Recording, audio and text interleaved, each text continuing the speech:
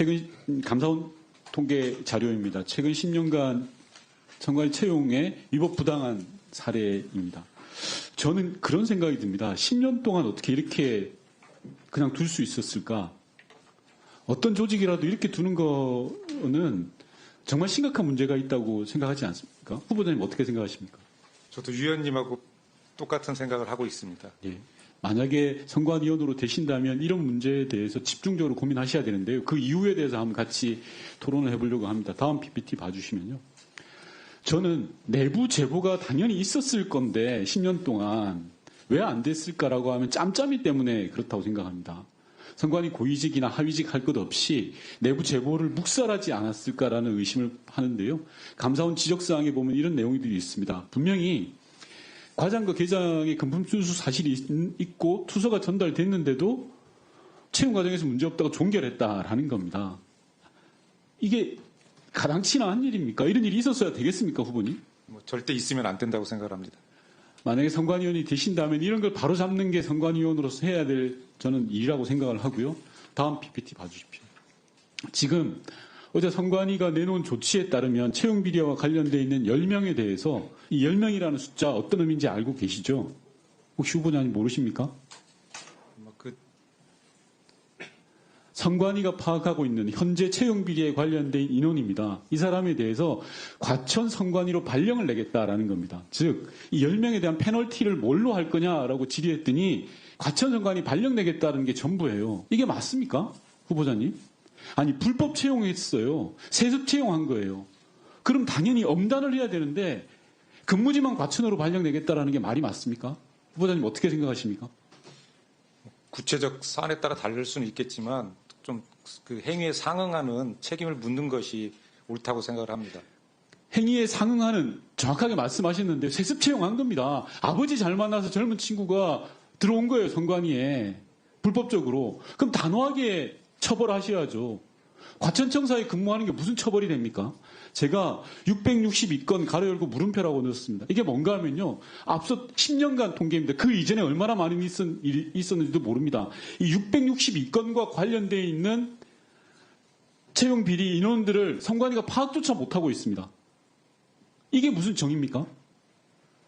후보자님은 재판관으로 수십 년간 봉직하셨습니다. 후보자께서 생각하는 정의에 이게 부합한다고 생각하십니까? 일단 부합하는데 모자란다고 생각을 합니다. 예, 그럼 이거 단호히 조치하셔야 됩니다. 예. 지금 현직에 계신 분이 아니어서 제가 이 정도로 하는데요. 선관위원으로 만약에 임명을 받는다면 이 부분도 조치하셔야죠. 즉, 선관위가 발표한 10명 수준이 아니라 최소한 지난 10년 동안 채용 비리와 관련된 모든 사람들을 조치해야 됩니다. 그렇게 하실 의사 있습니까? 구체적으로 자세히 검토를 해보도록 하겠습니다. 당연히 검토하셔야죠. 그런데 채용 비리는 공정과 불공정의 문제입니다. 상식과 비상식의 문제입니다. 이걸 그냥 넘어갈 일이 아닙니다. 662건 중에 10명만 처벌하겠다니요. 이게 국민 감정에 맞습니까? 상식에 부합하지 않는다고 생각합니다. 662건을 탈탈 털어서 관련된 인사 전원을 조치해야 된다고 생각합니다. 의지를 밝혀주십시오, 후보자님. 확실하게 신상 필벌이 이루어져야 된다고 생각을 하고 있습니다. 좋습니다. 후보자께서는 22년부터 25년 2월까지 법무부 가석방심사위원회 위원으로 활동하셨습니다. 맞습니까? 예, 맞습니다. 윤석열 대통령의 장모인 최은순 씨의 가석방 관련해서 애초에 법조계에서는 이런 이야기가 나왔습니다. 장모 최은순 씨를 사기죄를 적용했더라면 최소징역 5년 이상 받았을 거야. 그런데 봐주기 위해서 부동산 실명법 위반 혐의, 사문서 위조 및 행사 행위만 적용했어. 라는 게 서초동 법원가의 파단 일이었습니다. 그래서 장모 최은순과 관련해서 가석방에 있어서 1차 때는 부결된 걸로 알고 있습니다. 그런데 두 번째에는 후보자가 포함된 가석방 심사위원회에서 전원 만장일치로 가석방을 선고했습니다. 물론 연령이라든지 형량이라든지 그런 이야기 하지 마십시오. 그건 일반적인 경우입니다. 윤석열 대통령의 장모 최은순 씨 같은 경우에는 애초 검찰이 법 조항부터가 봐주기 위해서 수사한 겁니다. 그게 명백히 보이고요. 앞서 말씀드렸던 것처럼 후보자는 법관으로 수십 년간 계셨습니다. 그럼 이게 다 보였을 텐데 후보자는 이게 정의라고 생각하십니까? 일단 그때는 그 정한 원칙과 그 다른 사례와의 비교 등을 통해서 뭐 공정하게 의결을 했다는 걸로 말씀을 드릴 수밖에 없을 것 같습니다. 후보자가 제게 제출한 자료입니다. 정의는 국가와 사회가 올바르게 작동하기엔 기본적 원리로서 정도를 의미한다라고 했습니다. 후보자가 가석방심사위원회에서 한 행위는 제가 볼 때 정의롭지 않습니다. 많은 국민들의 국민 상식과 법관정에 위반되는 거라고 생각을 합니다.